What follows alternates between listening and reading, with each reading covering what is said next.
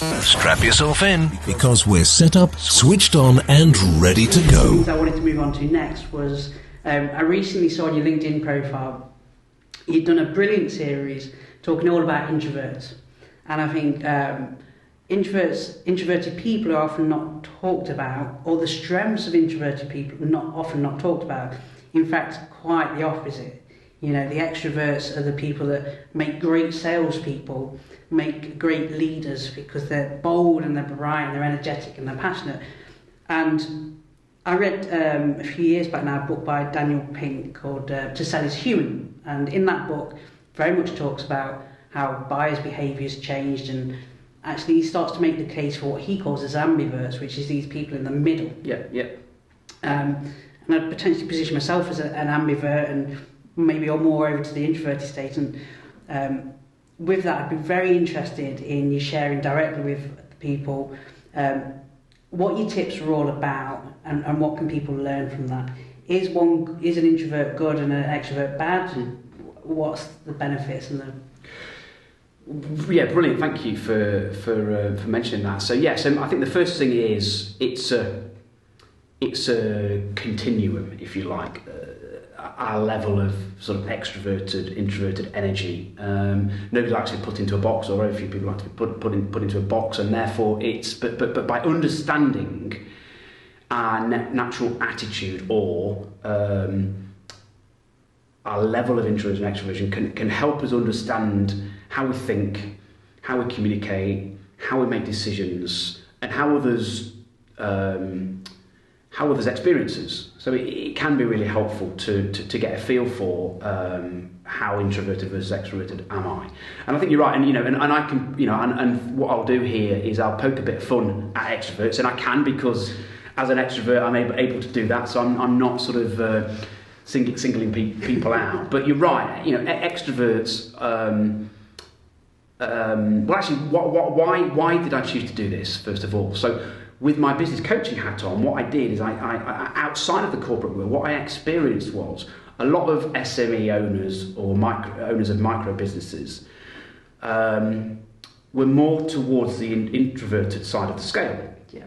And I found that fascinating. And a number of them suffered with a limiting belief that actually could they be successful as an introverted business owner, and that added to when I was in the corporate world a view that people with more introverted energy felt that they couldn't be successful in that culture or in that business because it wasn't valued in the same way as more extroverted people. So it became a real interesting topic for me to play with, and again it plays into the insights discovery tool that I use to help people understand more about themselves and others. So the extroverts, so as extroverts we're not shy about talking into how great we are and telling anyone who will listen. You'll hear our opinions. We'll potentially be quite bold. We'll sometimes take a level of risk. And so therefore I thought I don't need to talk into extroverts, because they probably are doing a good enough job of themselves of sharing all of their strengths, and probably over inflating and exaggerating their qualities and strengths. So I thought, actually, let's talk into people who may gain a level of self-assurance or confidence through getting greater clarity on what it is that they might bring to the party. Because actually, again, until you do something like personality profiling, or indeed seek or receive a good level of feedback, we can very, very much just take for granted the qualities that we have and think or assume everybody has them, and therefore we add no value to them, or we assume no value to them. So the first thing I would say, and you're happy for me to bring out some of those? Absolutely. Yeah, okay. So the first one I would say is whereas an extrovert will make decisions or judgments based on emotion or gut instinct, what you'll often find is people with more introverted energy will be more work with more logic and objectivity. So the benefits of that are they will make the right choices rather than the choices that feel right to them. Yeah. So what do I mean by that? So if we were in a business and unfortunately we had to look at redundancy, I would expect someone with a higher level of introverted energy to maybe take a bit more objectivity and look at it as a level playing field, as opposed to someone with more extroverted energy may potentially making emotional decisions that are less, if you like, fair and equitable. Okay, so from that, what I'm hearing is the introvert may take longer to make the decision, but that decision will be more objective, and the extrovert will be quicker to make a decision. However, it might be more subjective to their personal opinion as opposed to database, which is the two, like, depending on which perspective you're looking at, that can be a good or a bad thing, depending on the context of the times. Absolutely. But that is the kind of the way to look at the strength from each perspective. Absolutely, absolutely. Equally, connected to that then, your extroverts, people with high extroverted energy, are likely to have forward momentum. So looking at progress and making forward momentum, maybe at pace, and will try new things. People with more introverted energy will have a little bit more patience and potentially a little bit more consistency and focus.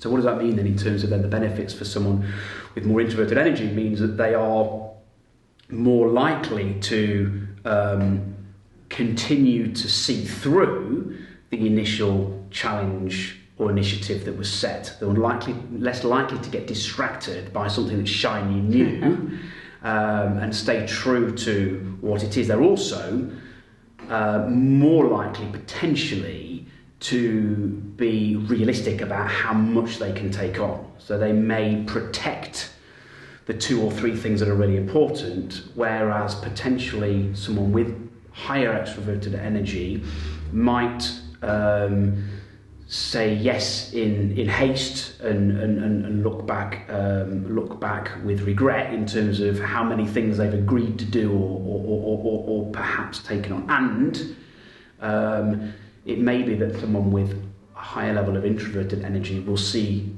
something through and are less likely to quit or give up,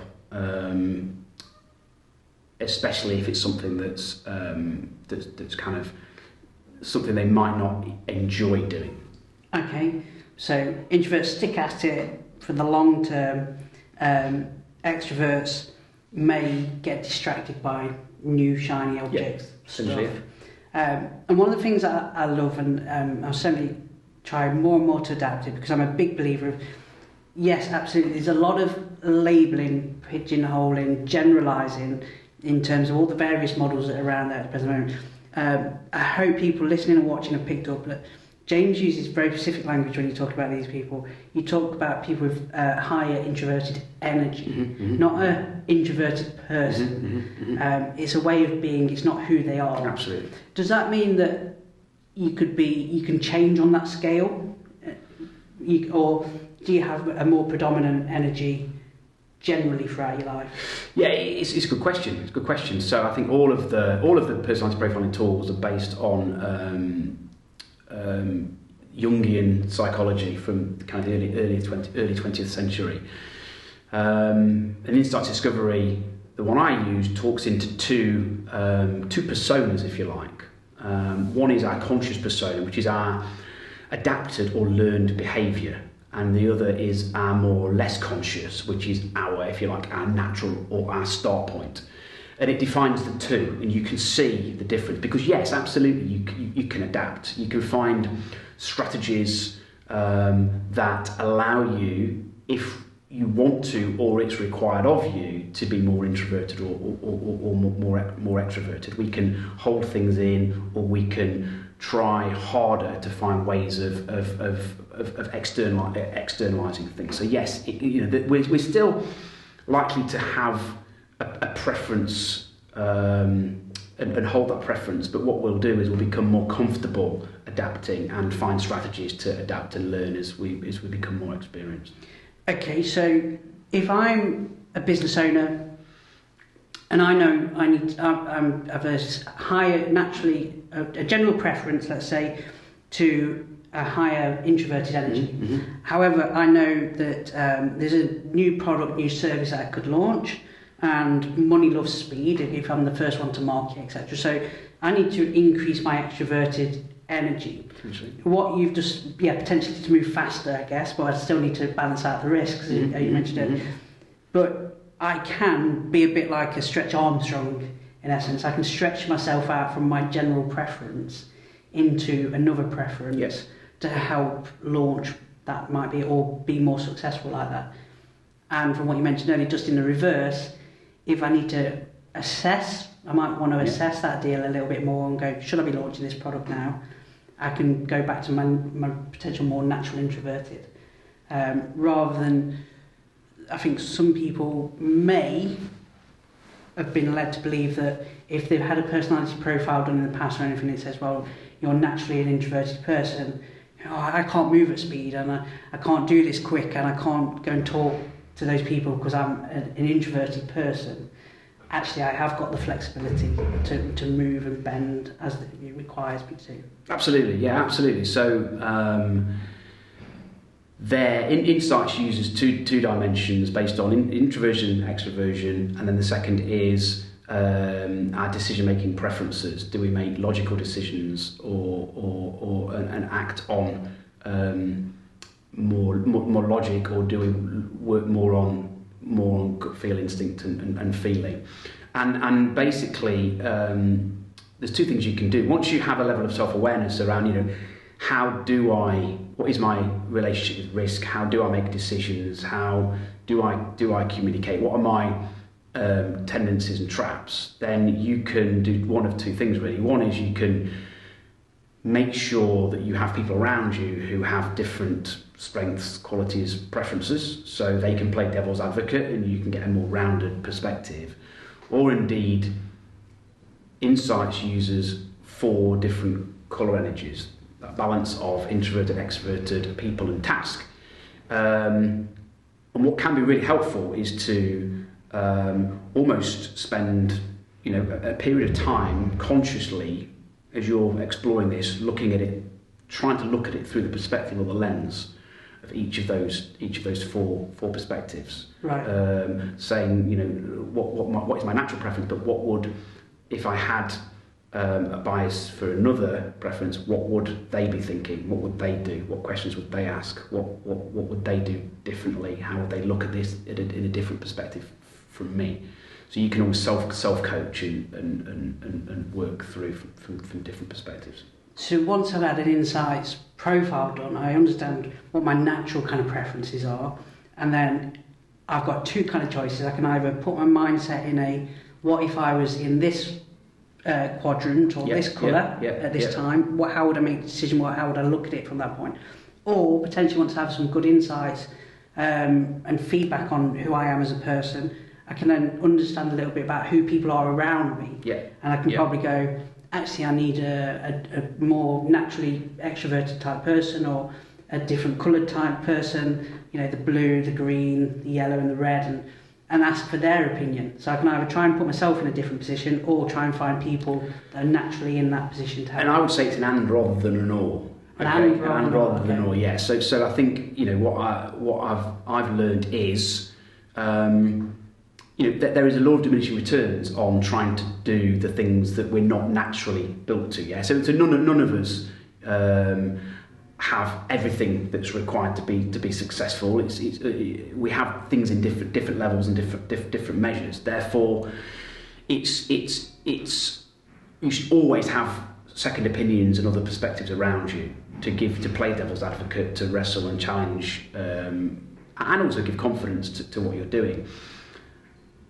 But also, I liken the natural qualities or strengths that we might have as individuals as muscles in your body. And my view is, if we are very pronounced and have strengths in one area, it might be harder for us to flex those other strengths or energies. But I liken it to a bodybuilder that has huge torso and chicken legs. That they if they want big and strong legs, they can, but they might need to find the time and put the energy and effort into working those muscles. So introverted, extroverted, people task, however you look at it, I know that with focus and effort, I can be okay or good in areas that aren't my natural strengths. So rather than assume that I can't be, I need to try to round myself off as best I can, but equally getting the perspective of others. Okay, so that you have the most rounded, different view of the situation as possible, and you're able to make better decisions and commit to actions in a better way. You very much remind me, because you could potentially trick yourself into thinking that you're looking at it from that perspective, but you're still looking at it from your natural perspective. Yeah. One thought that came to mind there was remembering to try and play chess by myself. People often do it, they play back and then they turn the board around and play white. Mm-hmm. And I always thought, I'll try and play equal player on both sides. But I wasn't. When I turned the board around, I'm like, I know what move that person's going to make next, so I am going to make this move to kind of allow myself to win from that side, which potentially could happen. And if you you get that different perspective from different people around, will combat that kind of thing. So not only you're exercising your whole different body in wanting for that connection, but you're also getting a range of real, true, different perspectives as well. Absolutely. And I think what is useful is to think about how you make decisions. So it's never best to make the big decisions in your business on your own and rush them through. No matter how much thought you've put into it, because you can find that you shape the data to fit the outcome you want. Yes. Because again, the two biggest issues I found with small businesses and micro businesses is not actually the reason they go out of business. It isn't to do with cash flow. It's to do with avoidance and fear, which aren't unrelated, but avoidance. So I found it myself. Once I stepped out of the cupboard, I said, right, I can do what I want to do, when I want to do it, how I want to do it. And that, to a point, is true. But if I want a sustainable business, then I need a business that is balanced. And therefore, I was conscious of the things that I was likely to over-focus on and the things that I was likely to push off or avoid. And at your peril. So there's a case of, again, forcing time into your calendar to do the things you don't want to do and making sure you don't avoid them. Or having outsourcing them to someone who's great at that, who can do it in a more efficient way than you can, but not ignoring it and letting it not happen. And the second one is fear of change or doing something new that they've not done before. And by not having a go and testing things become redundant. We are less likely to be meeting needs as needs evolve and develop. So it's having that courage to try new things, maybe pilot things, take a measured level of risk rather than just sticking with what we know and clinging to it, because things are evolving and changing at an ever increasing pace. Cool, fab. So I think from the conversation we started talking about introverts versus extroverts, in essence what we've learned is they both have strengths and weaknesses, and they can both help in different ways at different times. And in terms of some of the stuff in taking action, making decisions, etc., there's a definite strength from both angles. Absolutely. But actually, one of the things that was the common thread there as you keep coming down is, first of all, is you need to understand yourself. Yeah. And then once you understand yourself, you can then make decisions and choose who you need to speak to, when you need to, and understand why you're making that decision the right way, and how some of those decisions might be faulty decisions based on your natural preference. So I think one of the best ways for people to understand themselves is where would you start and recommend to people if they want to understand more about themselves? Well, there are free online personality profiling tools, so that might be a good start to have a look at that and see what level of insight starts there. But actually, the first thing I would do before that is to embrace you can still learn a hell of a lot more about yourself. I've never met anyone, or I've met very few people who say I'm not self-aware. Everybody thinks they're self-aware, and actually there's a brilliant Idris Elba campaign through Purdy's actually, which talks about, you know, what are you going to be when you've grown up, and that we're all still growing up and all have the opportunity. And if you're not learning about yourself on a weekly basis, the question would be, are you pushing yourself hard enough? Are you getting out of your comfort zone enough? So the first thing to embrace is that there's more I can learn about myself, the why I feel the way I do in certain situations, why I have preferences for certain things and do more of this and less of that, how I do make decisions, and how people consume me, you know, how people see us, because we are looking at it from our level of comfort, and people who are very different to us will take us in or see us in very different ways. So the other way would be to get some insight, to get some feedback from people around what are the things I do well, what are the things I do differently, what could I do differently to help myself be better at what I'm doing, what are the things that endear me towards you, what are the things that frustrate you, with people you know and trust that will give you honest feedback. You can invest in personality profiling tools such as Myers-Briggs or DISC or Insight Discovery. They use a specific tool to give you a profile report, which is incredibly accurate in terms of it also looks at things like motivations, how you manage, how you like to be managed, the environment that you thrive in, how you communicate, as well as decision making, how you approach relationships, and how people are likely to see you, as well as actually an insight into how people will see you who are your opposite type or different to you. Right, okay. As well as hints and tips for development and growth. Fab. So, number one, I think, is listen to yourself, and learn yourself through your own internal dialect. I think one of the best ways to do that I've discovered is journaling, even if it's just writing, for 5 minutes at the end of the day, about what kind of day did you have, what was you grateful in the day, what could have done better, how are you going to do better tomorrow. Just some simple questions like that to self-journal, and over that period of time you learn so much about yourself. By writing it down, it has such a different impact to kind of mulling it over their head. Second is ask people for feedback. How do I come across? What's my strengths and weaknesses? And third, probably the most structured and in-depth way is to probably get something like an insights profile, and then work from there on developing yourself and understanding how can you build better connections, better network and better relationships with other people as well, not just with yourself. Absolutely. Fab. Brilliant. I think we've covered just about everything in that short period of time, James. Thank you ever so much for coming along. Really appreciate it. If anybody wants more information about Insights Coaching, I'll leave some links in the comments below.